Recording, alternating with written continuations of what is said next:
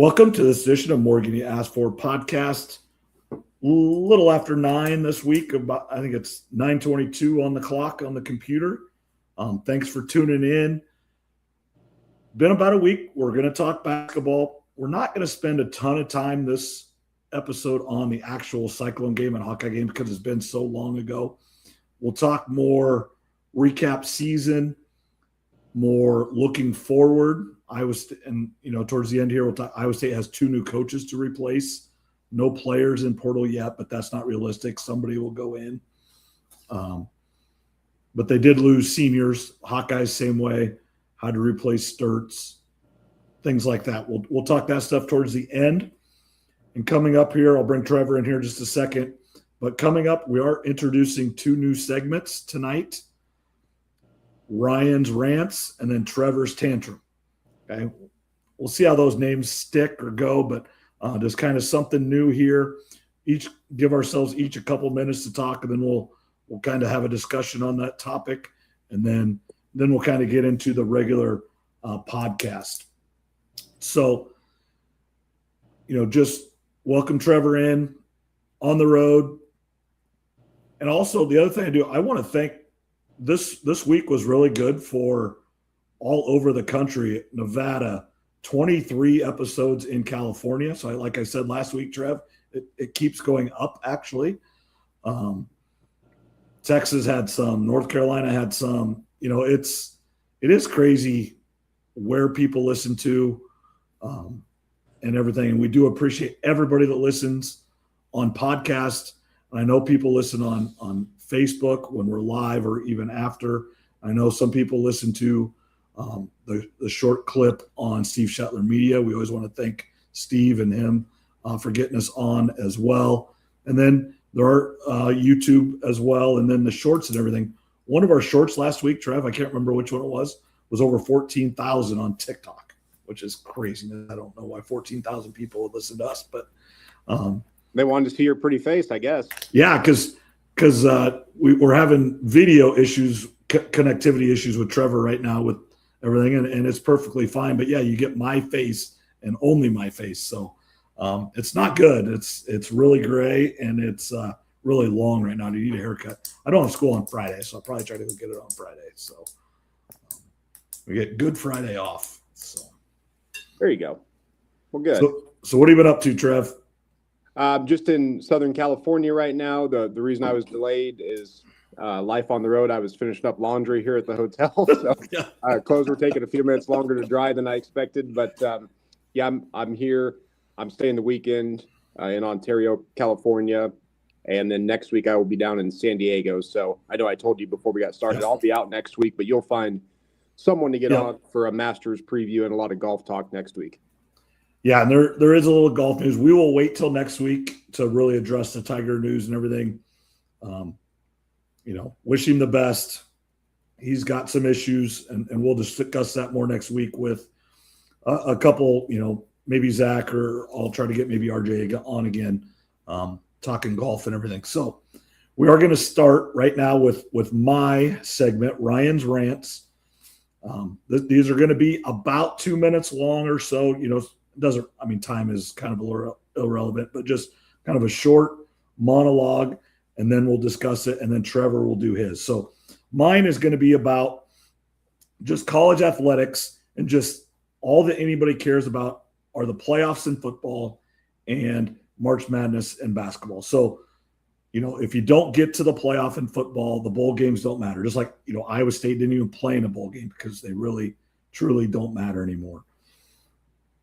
The rule, and they've incorporated the bowl games with the playoffs, so those matter. But, going 7-6 or 8-5 or, 9-3 or 10-2 in certain instances, and you get to the Pop-Tarts Bowl or you get to, the Holiday Bowl, those type of things, many players, many teams, you were just short of making the playoffs. Like not this last year Iowa State didn't play, but the year before where Iowa State went to the Big 12 championship game. They got beat.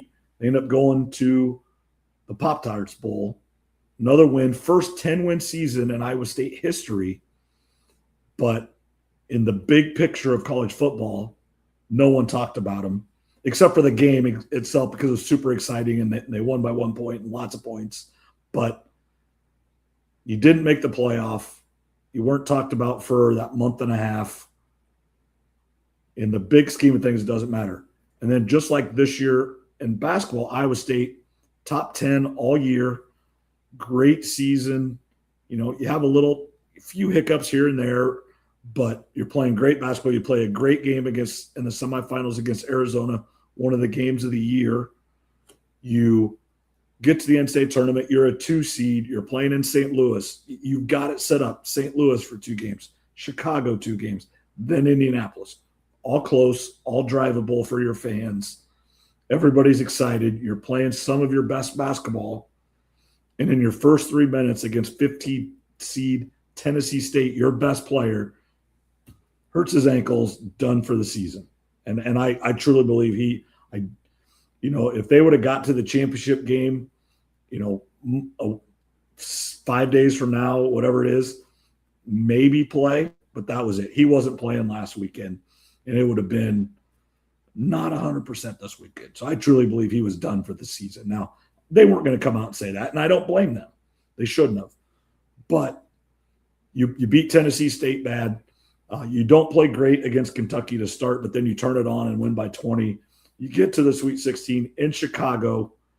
You play 6 seed Tennessee, and you are just outmanned, which is a little bit disappointing. But when you're All-American, 6'9", do everything player isn't playing, it makes it very difficult. I don't know if they would have won that night. I have to lean towards probably not, just the way everything happened and how big Tennessee was. I was at the game. It was fun. It was incredible how big, I got there for the Michigan game too, how big Michigan is, how big Tennessee was compared to like Alabama and then Iowa State. And then if you look at the Final Four, we'll discuss it. Those teams are super big that are playing this weekend as well. But was it a good season? This is becoming a reoccurring theme. You're a better seed, losing to a lower seed. Illinois a couple years ago. Last year, you lost to Ole Miss. This year, you lost to Tennessee. They're 1-7 all time, and getting to the Elite Eight. So only one time in their history have they actually won that game. That was in 2000 when they went on to lose against Michigan State. And then kind of on the flip side, you have the Hawkeyes, 500 in the Big Ten, a little bit better, win one game in the tournament, but then lose the next one. You're in the 8-9 seed. You're happy to get in, but the first game's a toss-up. Now you're playing the 1 seed, most likely to get beat. You pull the upset, and then you have the best draw possible against a rival, Nebraska. Great game, win it. Now you're playing in the Elite Eight. Chance to go to the Final Four. You're in, I believe you had the lead with 7.5 minutes to go, or were at least within a basket. Really close, had a great chance to get to the Final Four. Who actually had the better season?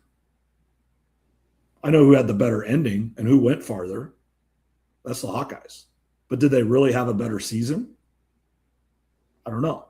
But if you ask the fan base, it's not close. Iowa had a way better season than Iowa State. But if you look deeper, did they? And then the perfect example of this is the Iowa women. The Iowa women had a great regular season. 2 seed in the Big Ten tournament. 2 seed in the NCAA tournament. They get to the Big Ten championship. They lose to UCLA by almost 50. Now that's where it started to go bad. But UCLA is one of the best teams in the country, and they're playing this weekend in the Final Four to prove that, and destroyed everybody.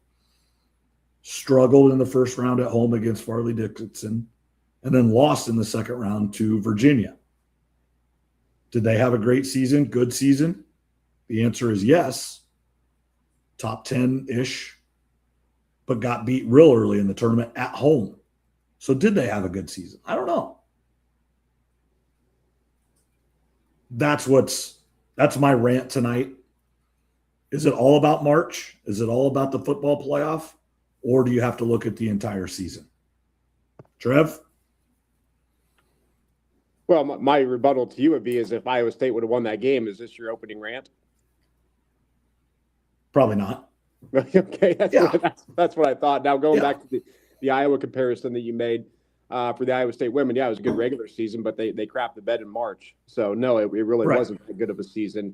For the Iowa State men, we've talked about it before. You've been on that Sweet 16 line for a number of years now and just haven't been able to get over the hump. So yeah, to me, Iowa men obviously had the better season because March does mean more. Playoffs in sports do mean more.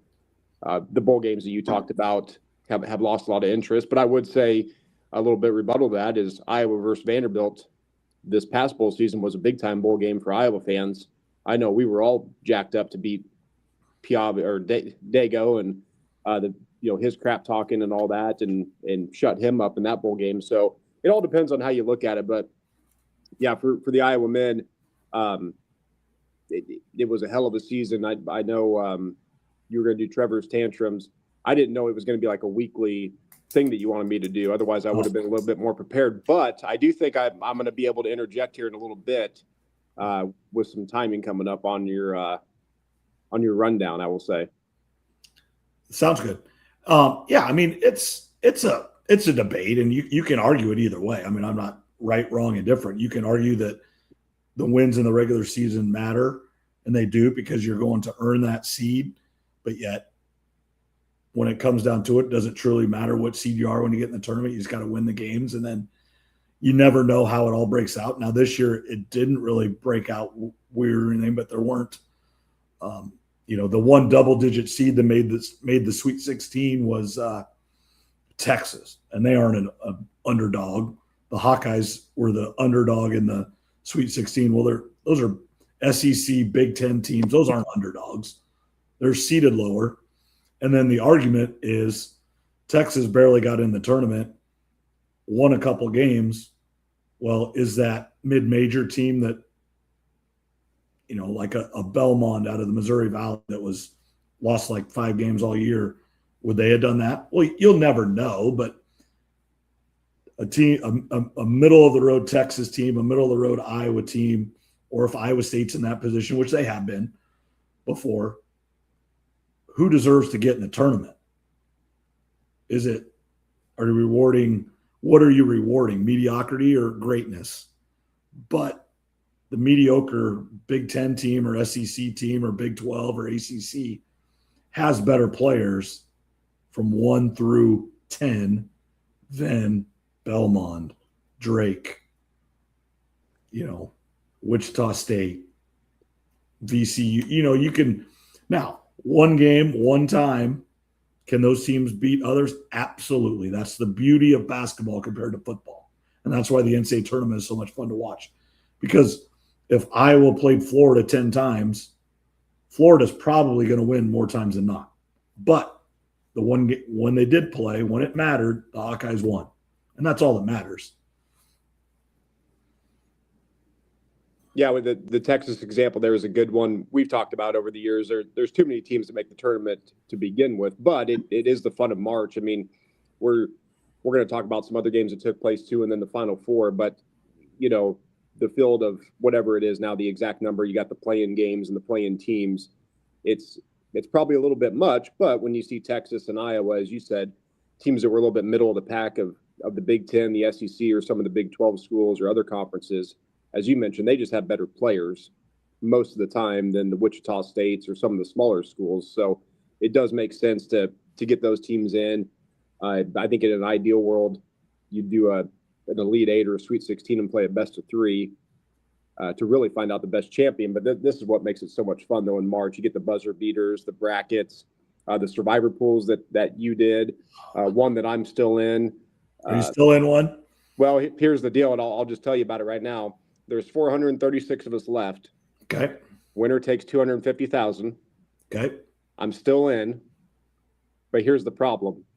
Duke lost. Right. So I only have one team left. So you can't win it. Nope. Like, if it gets to the championship game, you can't win it. Yep. So I made my pick, just hoping for a miracle. So I picked Arizona. But if Duke had won, I was probably going to pick Duke to win over Illinois. Was kind of my game plan. And then I was going to hopefully Arizona beat Michigan, and then I could use Arizona. Yeah. But since Duke lost, I have no chance to win. I mean, I highly doubt all 436 of us are going to get knocked out this weekend. But I still not with having to pick Arizona. Arizona is going to be the odds on. I don't know.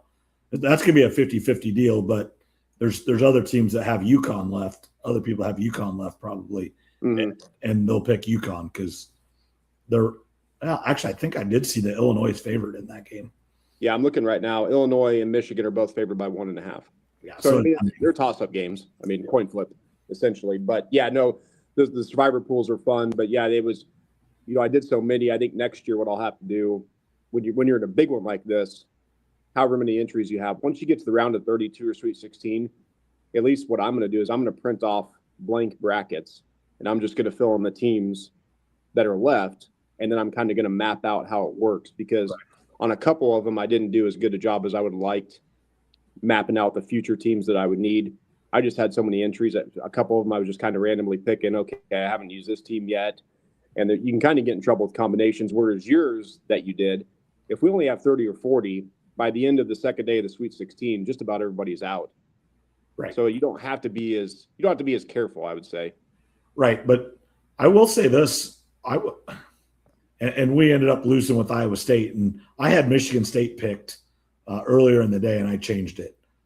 The only thing, and you had a couple entries, and I did too. The problem is when teams you think aren't going to go very far end up going very far. Like I'd used Illinois and Connecticut already, and then all of a sudden you're down to just a few teams, and I didn't want to pick Michigan yet and I didn't want to pick Arizona yet. But looking back, I think especially with that, like the one that happened with ours, it ended after the Sweet 16. I don't know if you have to just win and then hope for the best. And that's just my thinking. Now, again, with your big one that's winning 250,000 and lots of entries, you do have there's strategy, because you need to, probably have picked Nebraska early in the tournament. You probably needed to pick.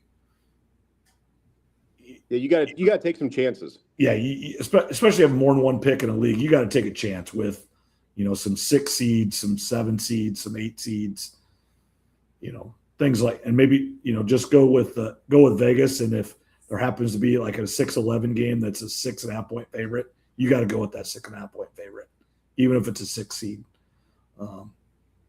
I think that's might be what you need to look at just a little bit, because you've got to have teams left. Yep, and that's, ideally I would have had, both Duke and UConn left in that game, but I used UConn earlier, so it was just the way it worked out. But it was still fun. It was interesting. I'm definitely going to be in more next year. It's just you kind of live and learn this first time going through it, what the strategies are. The smaller ones, like you said, just survive. The bigger ones, you really got to map out your path, and then you got to hope for a little bit of luck too, obviously. Yeah, because people that had Duke have to be just fit to be tied. Like you had the game won. If the kid throws it up to the scoreboard, they win. Anything but what he did. Hold on to it, travel. At least make him take it out of bounds.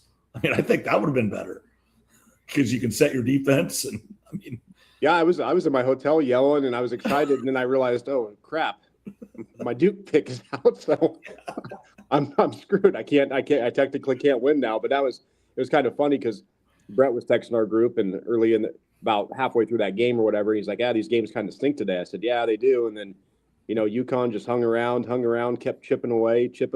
And there at the end, that was one of the all-time great finishes to a March Madness game right there. That's what March is all about. Yes. And it's 2 blue bloods, and it's, and I think we talked about it last week. Connecticut, once they get past this round of 32, they don't lose,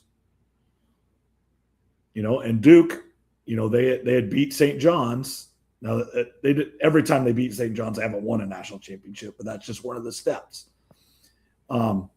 Speaking of good and great seasons or whatever, Duke for back-to-back years has had double-digit leads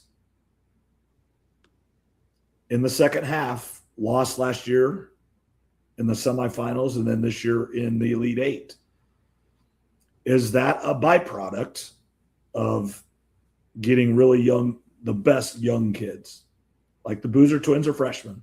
Last year, Cooper Flagg was a freshman. And actually, Cooper Flagg was supposed to be a freshman this year. He was actually a 17-year-old. He reclassified. Can you imagine if Flagg was on that team?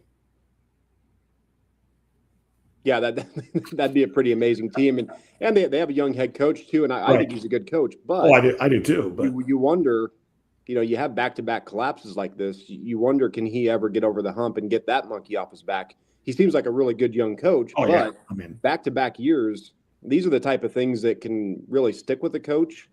And we could be looking up in 10 years, and he could still not have a title to his name, even if he's still there coaching Duke or somewhere else. So you just wonder sometimes when coaches, players in sports, when they have a couple of these or back-to-back chokes or whatever you want to call it, sometimes you wonder, can they overcome that?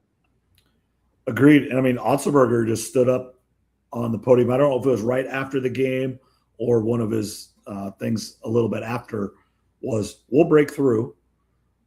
We haven't got there yet, but our time is coming. And I agree with that. I mean, all indications are that he is coming back to Iowa State. They're going to announce extension here pretty soon. Bill Self is coming back to Kansas. North Carolina job, they're waiting because they're interested in Tommy Lloyd and Dusty May. I think that's two of the guys high on their list, and from what it seems is those two are at least willing to listen. So that's why they're waiting for that. And then, kind of the other basketball news, and kind of hit that real quick here in Iowa, is Ben Jacobson is leaving Northern Iowa to come out west with you to go to Utah State. A little bit interesting, but not completely. He's 55 years old. If he's going to move, now's the time. That's a really good job from everything that I've seen and heard and read about in the last few days since he's announced that. And, like he said, he's in a different spot than he was 10, 15 years ago when these opportunities came. Both of his kids are adults. One just graduated from UNI, and I think he said the other one's 20. I don't know what he does or what he's doing, but, him and his wife, a chance, and the Utah State is going into the new look Pac-12, so he'll be in the same league as Gonzaga. So it's not like it is a league that's going to get more than one bid. Because that's the hard part about, when you're sitting there January 15th and in your heart you're getting ready to get on a bus and go to Bradley in Peoria, Illinois, this game does not matter. The only thing that matters are those 3 or 4 days in St. Louis. Now, small picture, they do matter because it sets yourself up easier to win that tournament in St. Louis. But I think they were the 6th seed and went on to win it. But that's got to be really hard for a coach that's super competitive, knowing that you can go 30-0 and you lose, you're not going to the tournament. And you can finish dead last in your league, and if you make a run, you're going. It all comes down to 3 or 4 days in St. Louis. That's got to be really hard because it wasn't always the case when Jacobson was a coach at UNI. That's a relatively new development in the last 5 to 10 years. Yeah, that's really tough for a coach, especially a good one, knowing that you're only going to get one team out of your conference. And as you mentioned, those games matter at the time because you could set yourself up for a better seed. But unless you win your tournament, you're not going more than likely in those scenarios. So, and you also said too, he's at that age where if he is going to do it, now's the time. I mean, these opportunities may not be there 5 years from now. No, I would assume he's getting paid a little more. And then they've went through head coaches here. I think he's their 5th coach in 5 years.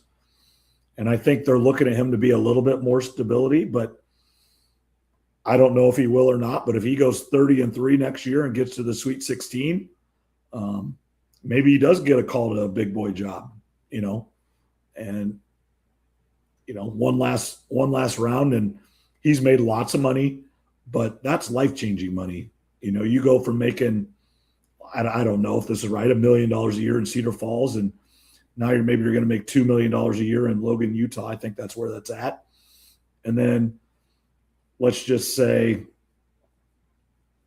Arizona's that Randy Bennett, his health thing is worse than he thought. Something's going on there right now. And he only lasts 1 year at Arizona State. You do really well, and Arizona State calls you. And now you get $5 million a year. Well, okay. And you're 56 years old and do that for 10 years and retire and go on your business. Can't blame anybody. So you just never know. And like you said, the time is right. He felt like he needed to do it and try it, and good for him.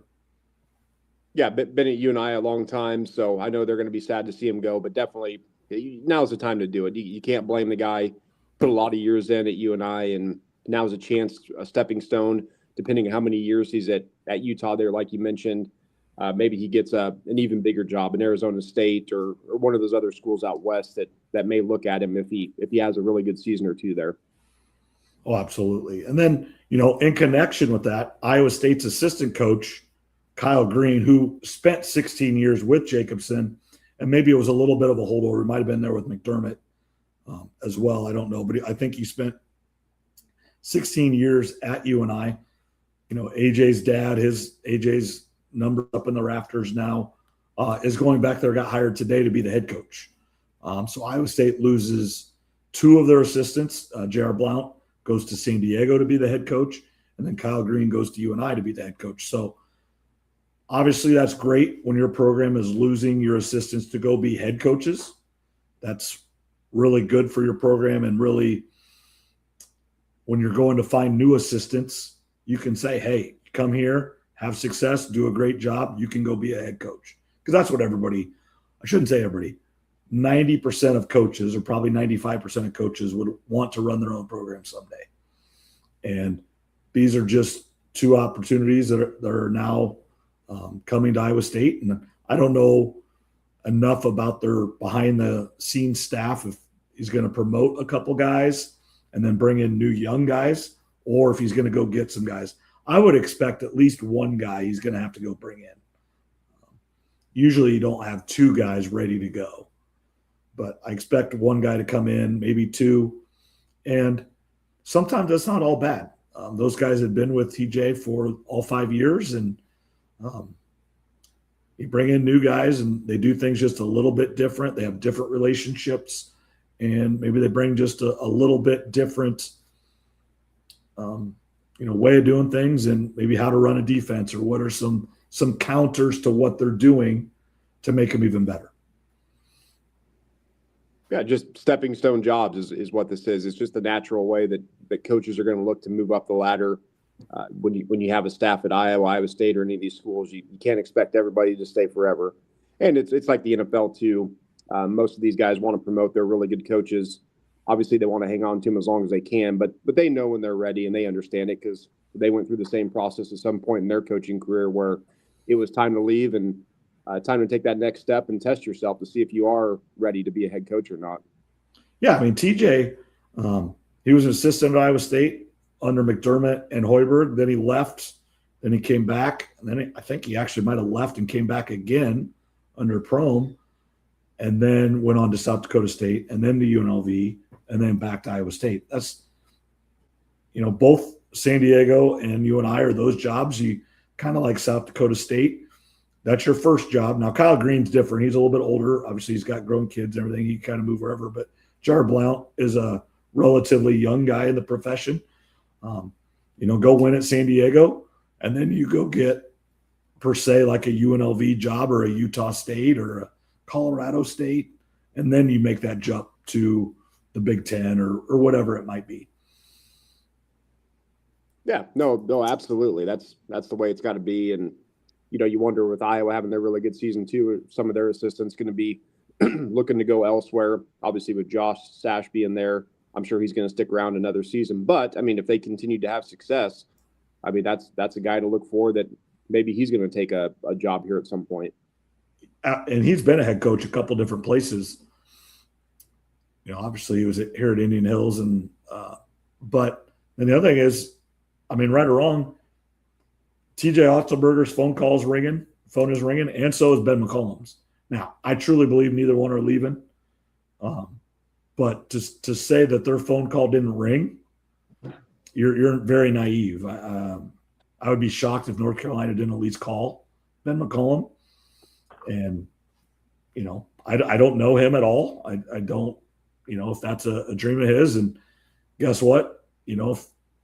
Sometimes, they go interview, or Dusty May says no, Tommy Lloyd says no, two other guys say no, and then they come back to McCollum with the offer he can't refuse, or TJ. Things happen. I mean, that's just reality. And then guess what, Josh Sash, do you want to go coach at North Carolina? Yeah, do you want to go coach in North Carolina, or do you want to maybe I don't know if they would hand him the Iowa job, but you never know in those situations. Yeah, I mean, I think North Carolina's having. We'll see what happens with the two coaches that are being mentioned, because if they both turn down North Carolina, it's both those coaches are in pretty good spots though right now. I mean, Arizona's not a football school, so you can Tucson's a good place to be in winter. They've won forever. I mean, they're a basketball school. I mean, they have a national championship. And then Michigan is good. I mean, they've been to the Final Four recently. They've been to, they don't, I think their last championship is 89, but obviously Fab Five, they went to the Final Four with John Beilein, I believe. That wasn't that many years ago. They've been good.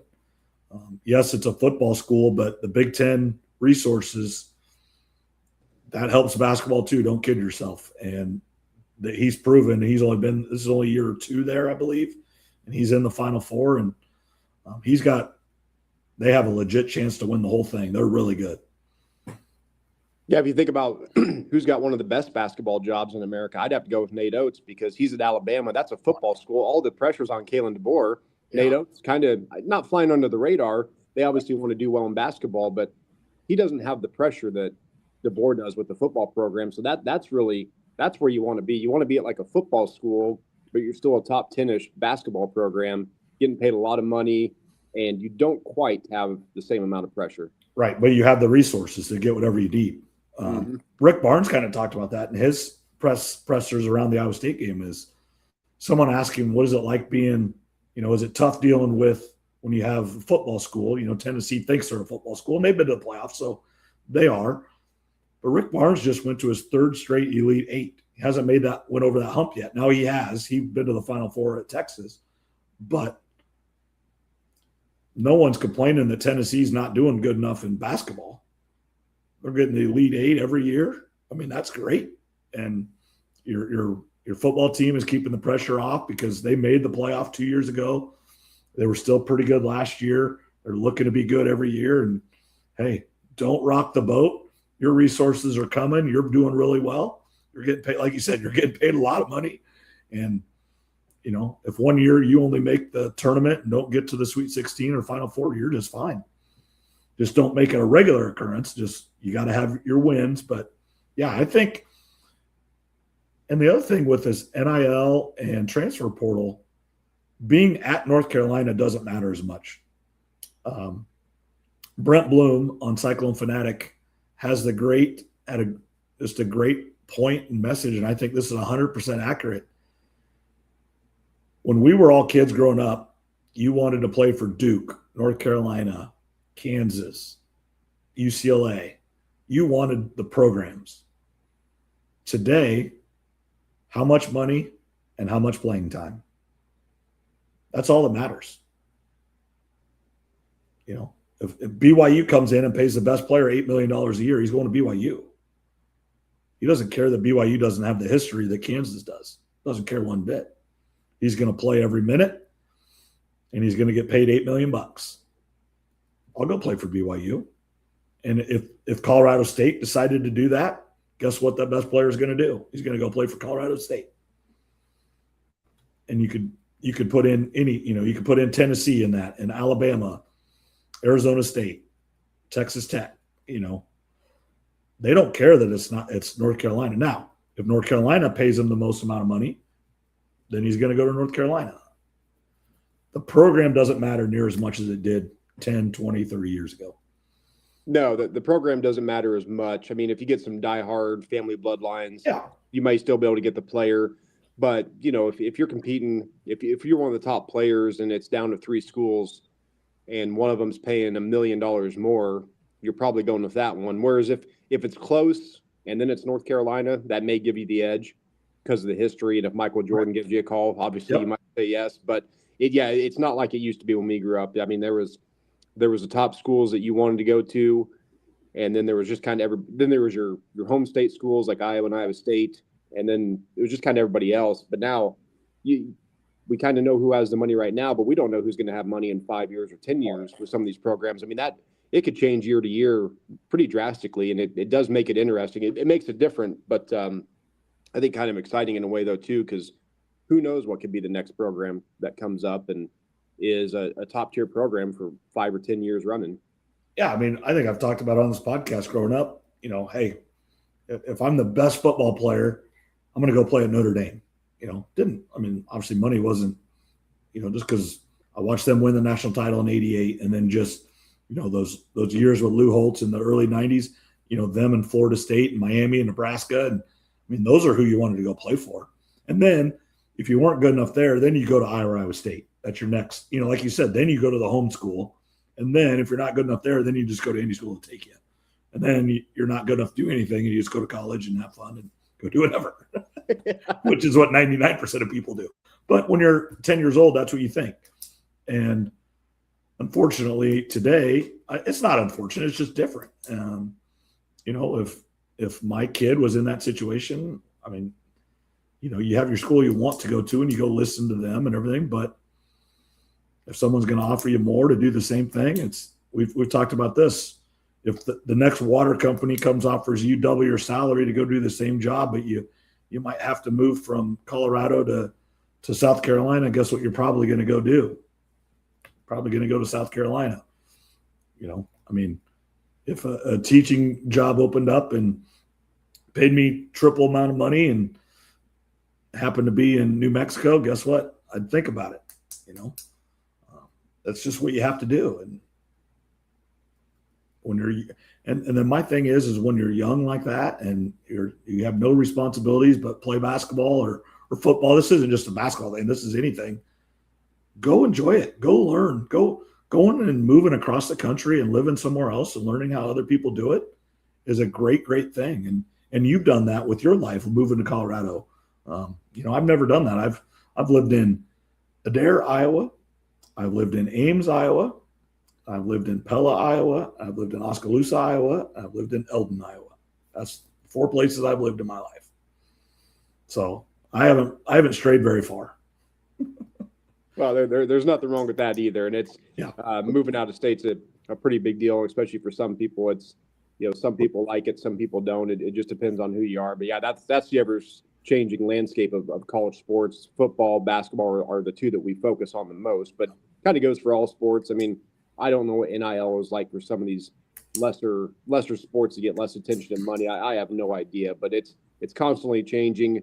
And to your overall point, yeah, North Carolina doesn't mean what it did when we were growing up. I mean, that was them and Duke. I mean, that was the pinnacle. Kansas was in there, and yeah, those programs still matter. And when we see the logo, we still kind of get that feeling with those programs. But I don't know if the younger generation does. No, I just look at my son. He's 13. He's really good at sports and he likes sports. And like you ask him after the game, he'll know the score and everything, but you ask him if he watched it. No, like he could care less to watch the game. I went to the game Saturday or on Friday night. And then Saturday morning, I picked him up to go to our family Easter birthday party deal. And I go, did you watch the game last night when I picked him up? He said, no, saw they lost. Yeah, Tennessee got him pretty good, didn't they? Yeah, I mean, so he knew, and he goes, I kind of followed along and stuff, but he just doesn't want I'll be sitting here watching a game. Hey, you want to come down and watch the game with me? No, it's no interest in it, and it's just weird. But it's different. Like when we grew up, we had to watch it on TV. Now they get instant feedback on their phone. Whether they're watching the game or not, they know how to get to the CBS app or just type it in. Hey, what's the score of the Iowa State game or Iowa game? It doesn't matter what game. You fill it in, and in 30 seconds they have the score, and they have who did what, and they have it all. And you don't have to watch the game like we did growing up. Yeah, when we grew up, you either had to watch the game or you had to put in a blank VHS tape and tape it. That was the only way we could get by with it. That, or you just waited until Sports Center and watched Sports Center. Yep. Then you saw the score. And that was it. And yeah, but I mean, I know NBA, I hear a little bit of talk just from the sports shows I listen to. They say the YouTube channel for the NBA is super popular because a lot of young kids, they don't watch the whole games, but they watch the 5 or 8 minute highlights of the games. And that's how they consume NBA. I think that's what Tyler does. Like, if you really, he'll watch the game in 10 minutes, or at least at the highlights or whatever. All right, let's kind of move on to the Final Four and our predictions and kind of overview of the whole tournament. Well, hold up. Here's where Trevor's tantrum's got to interrupt you a little bit. Okay, there we go. We got Trevor's tantrum. Now, how in the world are we not going to go back and talk at least a little bit about Iowa's Elite Eight run? I know you said it's been a few days, but I got to call you out here. If this was Iowa State, we'd be discussing it. So we got to spend a few minutes here. We will. At the end, we got the Cyclones and the Hawkeyes recap / look ahead. Well, I saw you had, and I also saw you had Iowa State listed first, and that's part of it. You can't. There's no way we could start with Iowa State. Let's do it right now. Let's go through Iowa, because that I'm going to insert my my tantrum a little bit here. Iowa had an amazing run, and just some things that I had written down. Every game outside the Clemson game, every game had a bunch of drama. Go back to the Florida game, you had the punch that wasn't a punch, and you had the coaches getting into it in the 3. Nebraska, you had those final few minutes where Iowa comes back, and then Hoiberg only has 4 on the floor for whatever reason, just miscommunication there. And then in the Illinois game, you had that 11 or 12-minute horn delay. They couldn't get the horn to shut off. And then Iowa takes the lead, I think, by 4 at half. And I thought Iowa's going to win it. Every game has had drama, and they've come out on top, and they went into lead with half, because what I was really worried about, and I know both teams probably were, was during that big horn delay, well, how were these teams going to come out and play after that? And Iowa came out, made some baskets, then Illinois made some, and then I think Iowa, like I said, went in with a 4-point lead. I really thought at that point Iowa might actually pull this off and get to the Final Four. I was actually looking up hotel rooms for Brett, Vince, and Mike in Indianapolis on my phone, and I had one found about 20 minutes from downtown it was a Hilton that had 3 beds in it, because if Iowa had pulled that win off, I think some of those guys, if not all of them, would have at least gone for the Saturday Final Four game. Oh, absolutely. Yeah, I mean, you should. I was giving them all kinds of crap for not getting on a Houston plane ticket, getting on a plane and getting to Houston for Saturday night. Like, if Iowa State was in that, I'd have got to Houston somehow. No, I mean, the Hawkeyes had a great, and like you said, every game had its, and that's every game you watch, but the Hawkeye games in particular had that horn delay. And then the rest of the game, they had to use the air horns out of a can. So right. You can't make that up. No, you can't. It was, and that's right. I thought, well, here's another dramatic thing in the game. I'm like, they're going to pull this off. And I mean, my final point here was, the younger people that are probably in junior high-ish age, this is kind of their first experience, or one of their first big experiences of Iowa basketball in March Madness. People that are our age or older, we've seen some tough times. Fran brought the program out of the basement, but he could never take it to the next level. It looks like McCollum might be able to, obviously in his first year, but fans my age, your age, and older, if you would have told them before the season, not only is McCollum going to lead you to March Madness, you're going to make your first Sweet 16. Oh, wait, not only that, you're going to be in the Elite Eight with 7 minutes left leading. Yeah. Iowa fans would have got out their wallets and said, how much money does the program need? Here's my checkbook. What's the amount you need me to write? I mean, that's for people that are our age. I mean, I don't think anybody thought Elite Eight was possible. And it was an amazing run. And I know we'll talk about replacing some players at the end, like you have mentioned, but I kind of had to interrupt here because we got to spend a little bit of time about Iowa making the Elite Eight run. Yeah, and that is 100% correct on the money thing. What they just did, if they can't get that place sold out now, coming up next year, they still struggled this year getting people to come there, and understandably so. First year in a new, I don't believe they'll have trouble next year, and I don't believe that their NIL budget will go down. I mean, I'm assuming it's going to go up. Now there is a question. because of what happened to the women's team at the end of the season and what happened to the men's team at the end of the season, do some people jump ship off the women's bandwagon and jump on the men's bandwagon? Oh yeah, for sure. I think that's definitely going to happen. I forgot to look up the numbers. I think the women may have still outdrawn the men during the regular season for attendance. I could be mistaken on that, but I expect that to flip next season. I do expect the men to take the lead now, finally, after however many years it's been. McCollum's bringing that energy. I've seen a bunch of posts about bigger recruits looking to come to Iowa now. Obviously, when you're in that, you get to that Sweet 16 or that Elite Eight, you're getting more attention. You're on TV more, so that's all going to come naturally. But yeah, I would expect next season for that to flip finally. Yeah, I don't see how it doesn't. And if it doesn't, then we've got fundamental problems that need to be addressed within the athletic department on getting people to men's basketball games. Now, understandably, and Iowa State gets it too, and they still get people there, but those 8 o'clock games on a Tuesday night or Wednesday night are tough for anybody with any life and family to go to, unless you live right there. And the thing that Iowa State has that Iowa doesn't, now there's a lot of people in Eastern Iowa, but most of the people in Iowa live in Des Moines Metro, and it's a lot easier to get to Ames on a Tuesday night get home after a 8 o'clock game in Ames to Ankeny than it is Ankeny to Iowa City. I mean, that's just life, and that's not anybody's fault. That's just reality. But and then just the history right now is still on Iowa State's side, but Ben McCollum is the right guy. They made the right hire. There are a lot of people that wanted Darian DeVries, but Beth Getz, who has done a phenomenal job, and as far as I know, has not had any missteps yet. Everything she's done is working correctly and going in the right direction. Obviously, everything can't be fixed in an instant, but she fired Brian Ferentz, and they've been better on offense. She hired Ben McCollum. She's trying to do things to make Carver better. There's certain things you can't do, and just because that the building is what it is, but she is trying and getting more, the students closer, some of the fans closer.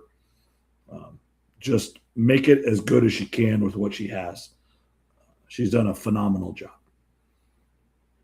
Yeah, no, she definitely has. I mean, seems like every decision she makes seems to be the right one. And yeah, with the basketball program now, how much more money is she going to allow, if she has final say on that, or whoever does, to go to NIL for basketball? Because obviously McCollum is probably going to get a raise. That's one thing. But then really the big question is how much money is going to be allocated for recruits and transfers from other college programs, because Iowa's got some players to replace, just like all the teams do, but they've got a big key one to replace in Bennett Sturts, and I don't know how you find another Bennett Sturts. I mean, that's kind of a once in a lifetime player right there for a coach. Absolutely. Let's just go into that. We'll talk to the Cyclones later. Let's just kind of, obviously recap. We kind of, I kind of did it in my rant where, mediocre to good season, phenomenal ending. And then you kind of touched on it too, and we talked a little bit. But, in realistic terms, somebody on the Iowa basketball team that is a contributor is going to hit the portal. I don't know who that's going to be, but that's just reality in today's basketball world. And then obviously you have to replace Bennett Sturts. And I was listening to a Cyclone podcast today, and they were talking about replacing Jefferson, which we're going to have that conversation here. And they're like, you can't replace him with one guy unless you find another just diamond in the rough. And I would say that's the same thing with Sturts. You can't replace him with one guy. You bring in two guys to do it. One guy be the point guard, and then one guy be a 20-point scorer. And they can play a little point guard. But between the two of them, you average 20 points and 6 assists and very little turnovers and be ball dominant. So what do you think? You can't replace him with one guy. You just try to do it with two. You agree with that? Yeah, I mean, unless you get really fortunate to find another Bennett Sturts, which I don't know how many of those type of players are out there. A guy that can basically play every second of every game and then also control McCollum's offense the way he does. And especially when you get to the end of the shot clock, a lot of players panic, and it's just natural, men's or women's. When you get to 5 or 6 seconds left, a lot of players like to rush things, and you watch it all season and last season at Drake too. Bennett Sturts doesn't freak out. He doesn't panic. The shot clock can get down to 2 or 3, and he's still most of the time making the right decision. So I don't know how you find another player like that. That's going to be pretty tough. So it'll probably have to be by committee, and maybe next year, in the next couple of years, Iowa is just a deeper team than maybe they were this year, using more players, more bench players, and trying to find different ways to replace a Bennett Sturts. Yeah, and then just give him another year in a Big Ten system with Big Ten resources, and I believe he is going to have better players. Now, I will say this. In every game they played to the max, and they didn't look super out of place. But when you watch them warm up, compared to the other teams they were playing, it was a little bit of a mismatch. And that was the same way when I watched Iowa State come out and then I watched Tennessee come out. I was amazed at how big Tennessee was. You hear about it. They go 6'10", 6'11", 6'10". And then, the one guard was 6'1", and I think the other guy was 6'3", which that's fine. But you're like, well, that's big. But Iowa State, now, they could have really used Jefferson because he's 6'9", and they replaced him with Heisey that's 6'4", 6'5". But when you go 3 guys that are 6'10", 6'11", 6'10", and that's what we're seeing in the Final Four here with Michigan and Illinois and Arizona and Connecticut. I mean, they're huge, and McCollum just needs to get a little bit better player. But the players he did have this year weren't physically Big Ten ready, but they were mentally, and they knew his system. So he got the most out of them, and it worked because they had the maybe lack of physical ability, but they had the mental ability to do it. Hopefully coming up, they have the physical ability, and then coach can teach them the mental ability, and then that's when they can max out. Now, the problem with McCollum is, and this is just what happens with fans, and it's why fans are fanatics, you set the bar really, really high in year one. You made the Elite Eight. So next year, maybe they have the, 25-7 year, a little bit better, and you get a 6 seed or a 4 seed, and then you lose in the Sweet 16, or maybe you get beat in the round of 32, and you're going to have fans be like, well, why didn't you do what you did last year?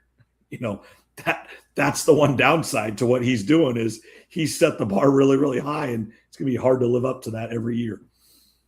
No, it definitely is. And yeah, with what you were talking about, hopefully with McCollum now you'll get better talented players, but hopefully the right players too that can handle his system. They're smart.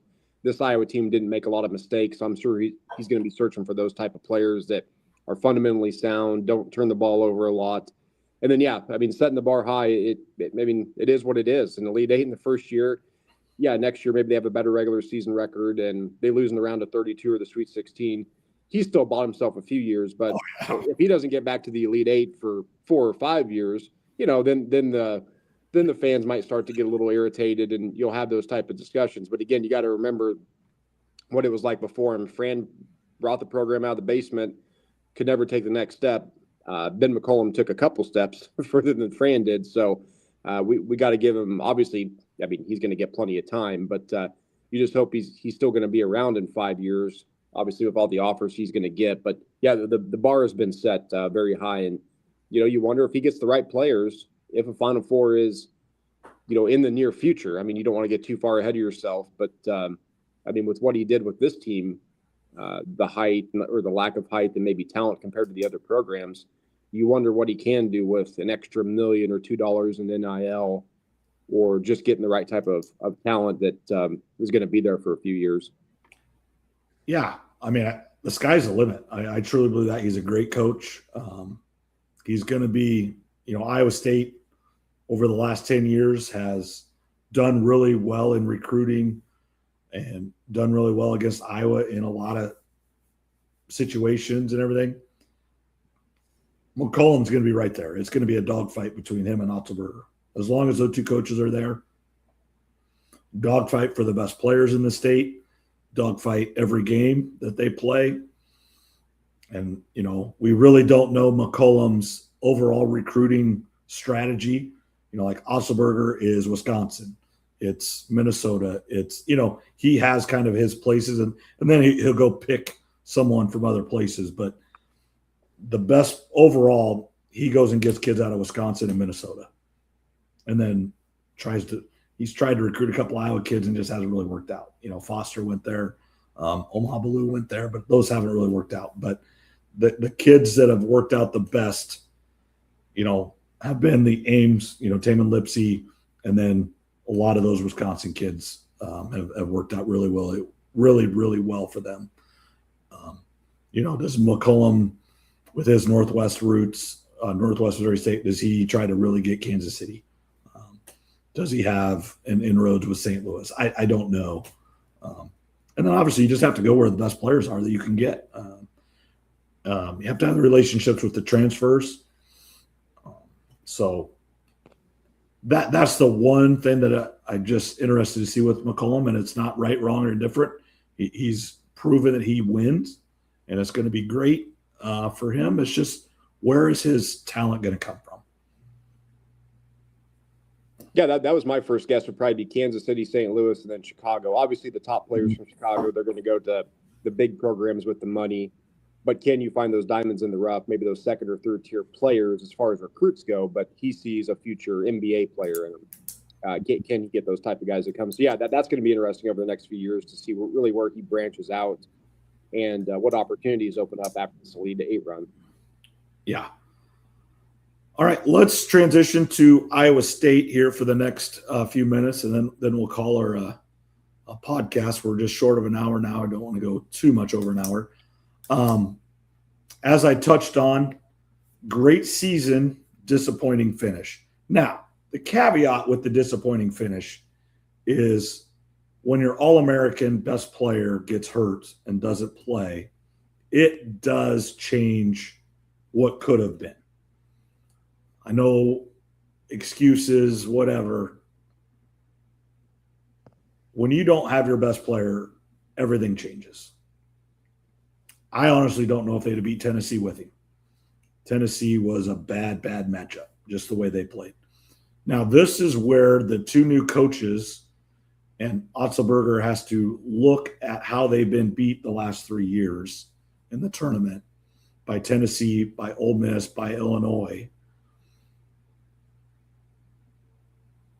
Big length gets them. And so Iowa State needs to get bigger and more athletic. So just like I kind of said, touching on with Sturt's two guys, and I know Brent Bloom said, with Jefferson, got to replace him with two guys. Go get a 6'9" guy that is a good offensive player, and then go get a 6'10", 6'11" guy that's a great defensive player. And then those two together, because Jefferson was pretty good defense and really good on offense. And then make that one guy. And then, retain everybody else, and then go get one guard that's experienced. Because next year we'll have two sophomore guards, and then there's a couple freshman guards coming in. Need one guard with experience to help just settle everybody down when needed.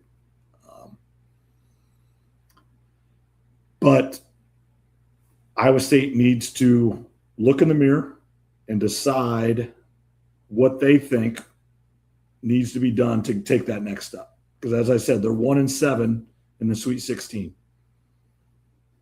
The 1 year is 2000 when they won. Otzelberger's been to the Sweet 16 3 times, and all 3 times he's been the higher seed. That's the other thing. It's not like they're making a secret run there and then running out of gas and just don't have the horses because they maybe weren't supposed to be there.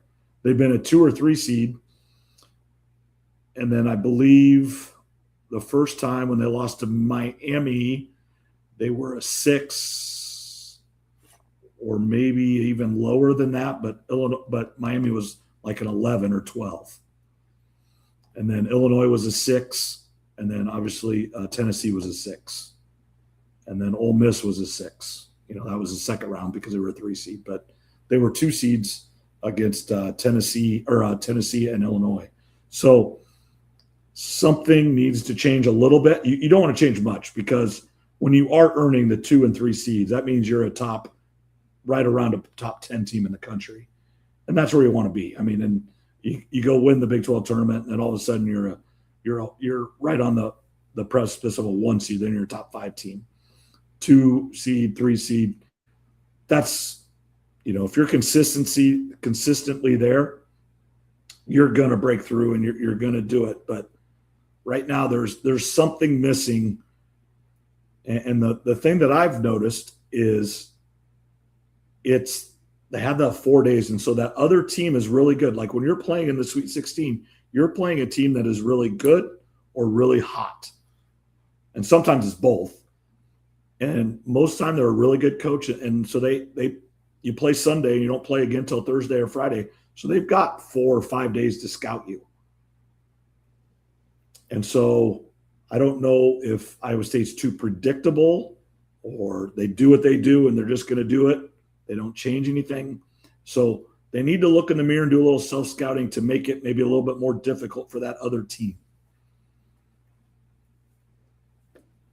Yeah, certainly. And watching that Tennessee game, I mean, Iowa State had 2 critical failures on their team. One on defense, they couldn't protect the rim. It looked like every couple of minutes Tennessee was throwing up a ball and dunking it. And then on the other end, they couldn't make free throws. They had a chance, if they could have made free throws, to really get back in that game. And if you're not going to be able to protect the rim and you can't make free throws, that's just you're almost going to always lose in March Madness. You may get away with that early in the season versus a lesser team, but when you're playing a better team in March, can't protect the rim and can't make free throws, you're in trouble. Yeah, and I would say actually even more than free throws. Now that was very much a reason that they weren't in the game. I don't know, but the last 3 years with Milan on Silovic, he has not played well in that game, in the final game of the season. So these teams have figured out, if you stop Milan, you beat Iowa State. It came out this week that I think it was announced like he declared for the NBA draft. Well, he's going to test the waters, which he should do. Every junior in America should, because you just get feedback from the NBA and you go maybe shoot in front of scouts or do things in front of scouts, whatever.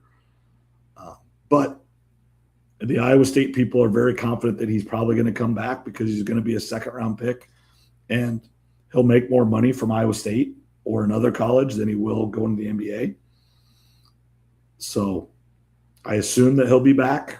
I mean, obviously we don't know that until it's said and done, but he's got to figure out, and Iowa State has to figure out how to still get him shots no matter what. He has to shoot the ball 15 times a game for Iowa State to win. Like when they played Arizona down in the Big 12 title game, when I was down there watching it, he was 8 for 12 from 3-point range. So he took 12 shots, whether he made 8 or, a great game, 8 for 12, but he took 12. I don't think he took 12 total shots against Tennessee.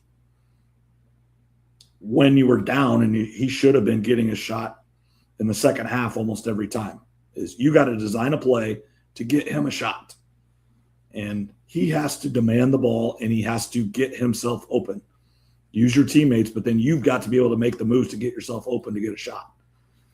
And that's where hopefully they're self-scouting. And if he comes back, or even if it's not him, your best shooter, you have to get shots. It doesn't have to be Milan. It has to be whoever your guy is.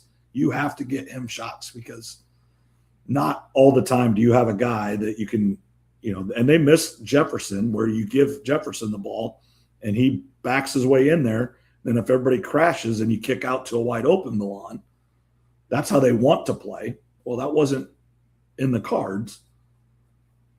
Either you let Jefferson go one-on-one, or you stick out on Milan and you take that. You have to be able to adjust and get your guy shots. And that's the one thing that the coaching staff needs to do a better job of, in my opinion.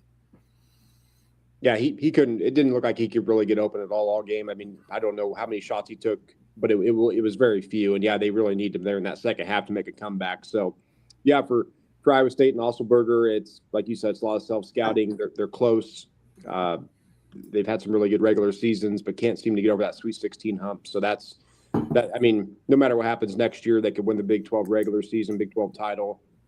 If they're a top 1, 2, or 3 seed, if they don't get to the Elite Eight, it's just going to feel like kind of rinse and repeat. It's not a bad rinse and repeat because you're having good seasons, but it is going to feel pretty repetitive, I would say.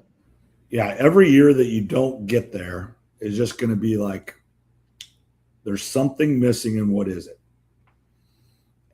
And we're on our this was year 5, so we're approaching our second generation of students. Like next year if Milan comes back, he'll be there for 4 of the 6 years of Otzelberger.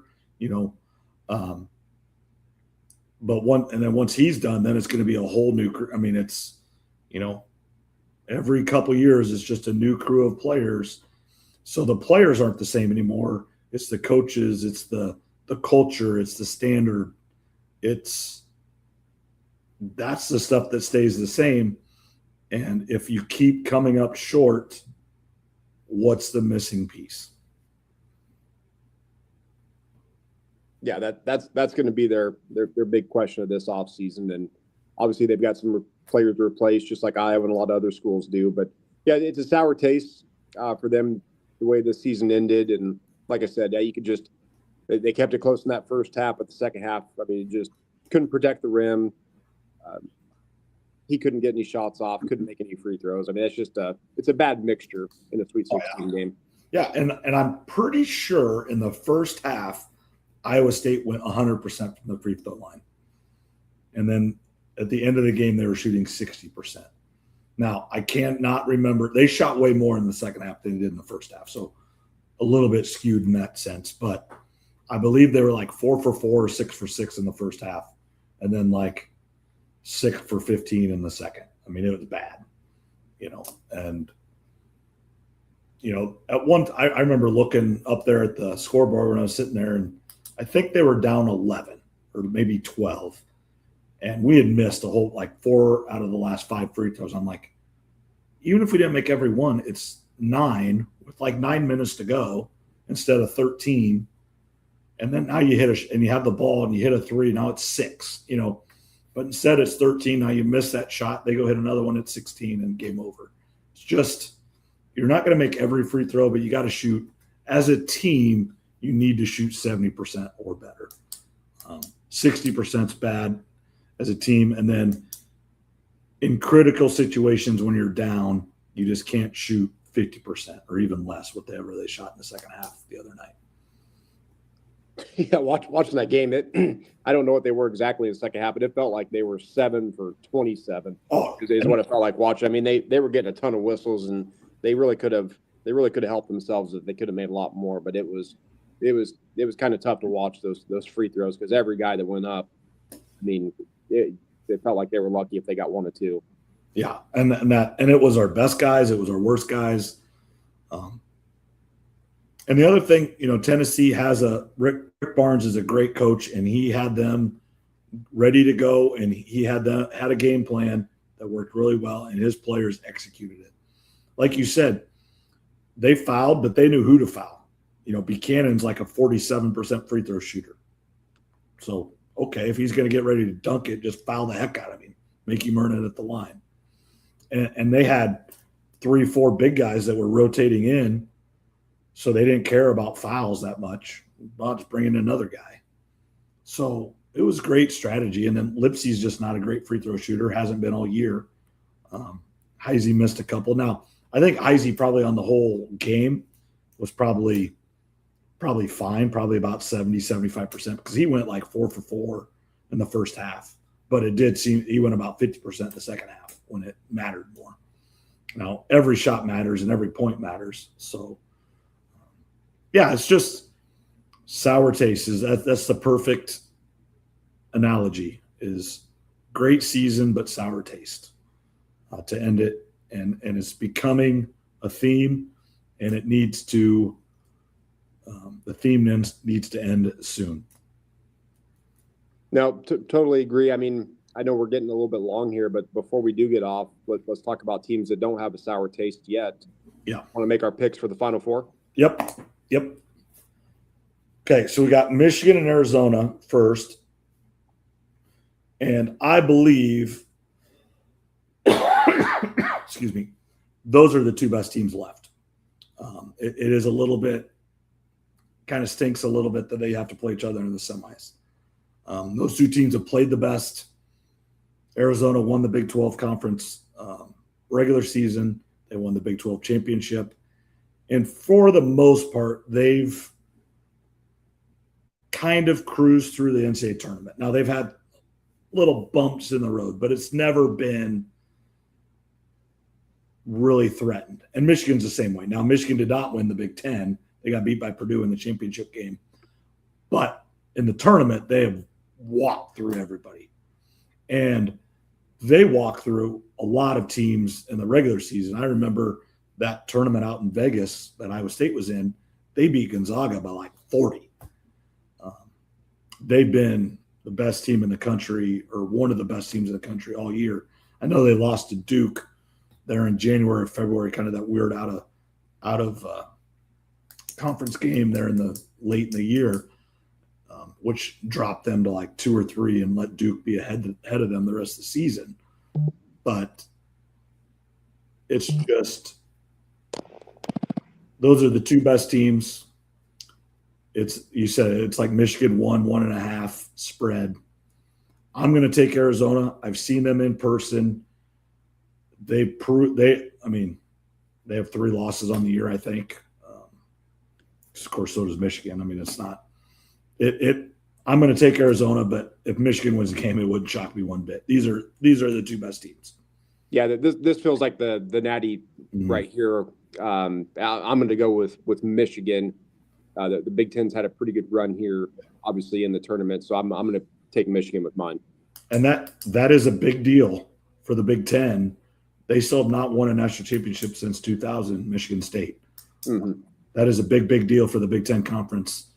There's an opportunity here and a real opportunity for Michigan to play Illinois and then obviously guarantee a Big Ten champ. So, and the Big Ten has played really well in this tournament. And, Illinois is really, really good. They're the biggest team. Michigan's been one of the top teams all year. You knew Tom Izzo and Michigan State. They got off to that horrible start against Connecticut, but then made one heck of a comeback and had a shot to tie it at the end and missed it. And Tom Izzo, you can never count out in March. And then obviously Iowa with their magical run. I mean, just unbelievable run for the Big 12 or Big 10 conference. Yeah, no, it has been, and I'll go first on the second game since you went first on this one. My gut reaction was actually going to take UConn, but now I've been thinking about it a little bit. I wonder how they come back from that wild ending. Can they get up? I mean, obviously he's a maniac. You saw the videos of him with the ref and then his mom in the stands. Oh yeah, his mom. Can you imagine? Now think about his mom. How many basketball games has she sat through in her life? Her husband's a coach. Her 2 boys were both Division I basketball players, and now they're both coaching. Think about how much time she has sat watching basketball in her life. I mean, unbelievable amounts of time. Yeah, it's many lifetimes worth of time just for most people. But yeah, this one's really tough. I mean, they're both coin flips. I mean, you can go either way. My initial pick was going to be UConn, but I wonder if they have a little bit of a letdown just after that wild ending. So I'm going to go Illinois with mine. Okay, well, we're going to be opposite on both. I'm going to take UConn. I think they're a team of destiny. They're going to win 3 out of 4. Actually, that's my call, even though I do think Arizona wins this game, and it's UConn, Arizona. And I think Arizona is the better team, but I think in that game, UConn wins it. So I'm going to actually take UConn to win the whole thing, which is crazy. They'll be 3 out of 4 for Hurley, and that's like 6 or 7 championships all since '99. I mean, it's crazy the amount of dominance that they've had. And then let alone the women are probably going to win it as well. And they've got the same amount, if not more, championships in the same time frame. The basketball dominance in Connecticut is unbelievable.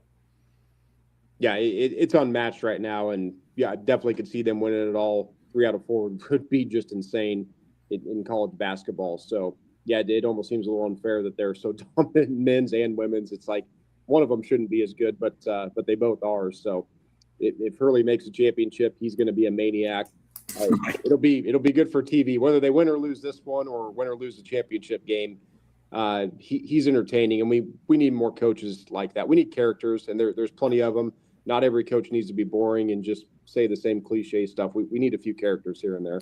Who do you think wins it, Trev? So you got Illinois and Michigan. So who you have Michigan winning it? I'm gonna take Michigan. Yeah, obviously, as you said, though, it does feel like Michigan, Arizona might be the actual championship game, even though it's not.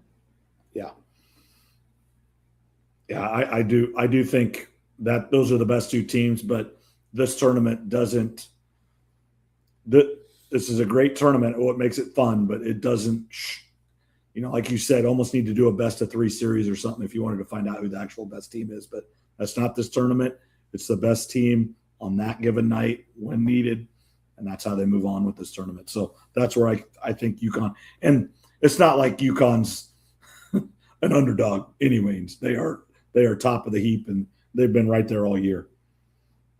Yeah, 33-5 on the year. They're a 2 seed. So I mean, obviously, this is not. I'm sure Hurley's going to try to play the underdog as much as he can. If they were to make the championship, of course, he'll play that out for every drop that he can. But looking forward to it on Saturday. 2 great games, and hopefully they're both close. Yeah. All right. Thanks, Trev, and we'll talk in a couple of weeks, and obviously we'll talk on chat or whatever.